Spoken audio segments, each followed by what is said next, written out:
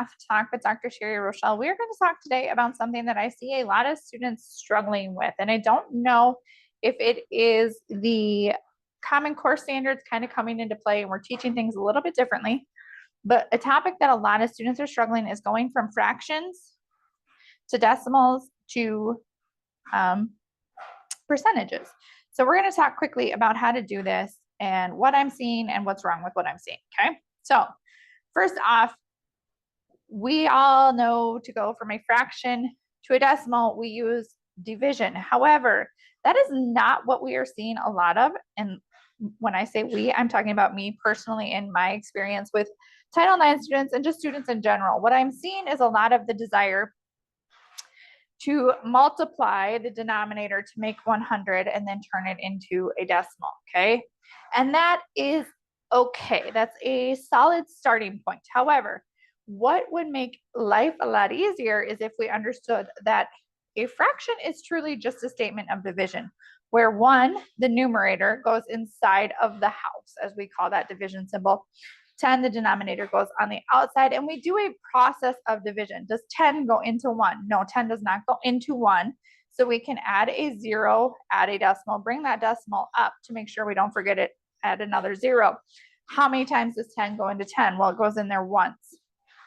What I am seeing, and so now we know that 1/10 is the same as 0.1 as a decimal. What I am seeing, however, is teachers teaching students that we go from 1/10 to something over 100, because that'll give us a percentage as well.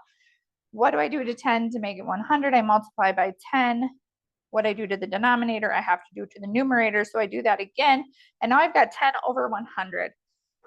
But the problem is we do not have this working in every situation possible, because you will get numbers that are not able to turn into 100, something like 3 over 19. I cannot multiply 19 to make it 100, so that doesn't work. I have to be able to understand that this is a division statement. 3, 19, 3, the numerator goes on the inside, 19, the denominator goes on the outside. Does 19, can I make a group of 19 with 3 marbles? Absolutely not. I have to add that decimal in the 0, write a 0 above, bring that decimal up.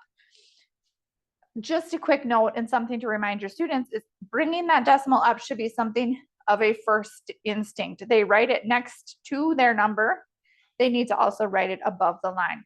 A lot of students will forget to bring it up if they don't do it instinctively right away. Okay, 19 into 30 happens once. We can do some subtraction. 30 minus 19 gives me 11. Again, we're adding a 0, bringing it down. 19 into 110. Well, if we think about 20s, that would be 5 times. So that's going to have to be 5 times for 19. 19 times 5 gives me 95. This process will continue and continue and continue, because 3 divided by 19 is not a nice truncated number. However, we would have to look to the directions to figure out how they wanted this rounded. I will say we want it rounded to the 10th place to make this easier. 5 tells 1, and a nice review on rounding. 5 tells 1 to go up, because 5 is a big bully. And this becomes approximately 0.2. Now, remember the process to change from a decimal to a percent. We've gone from fraction to decimal. Now, decimal to percent is to move the decimal 2 places to the right. And 3/19 is approximately 0.2 or 20%.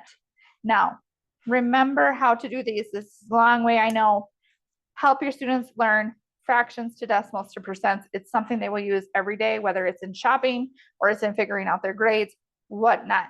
Fractions to decimals to percent is an important thing to learn. Go ahead, like, share, subscribe, follow. Make sure that you stay up to date for every Monday's Math Talk with Dr. Sherri.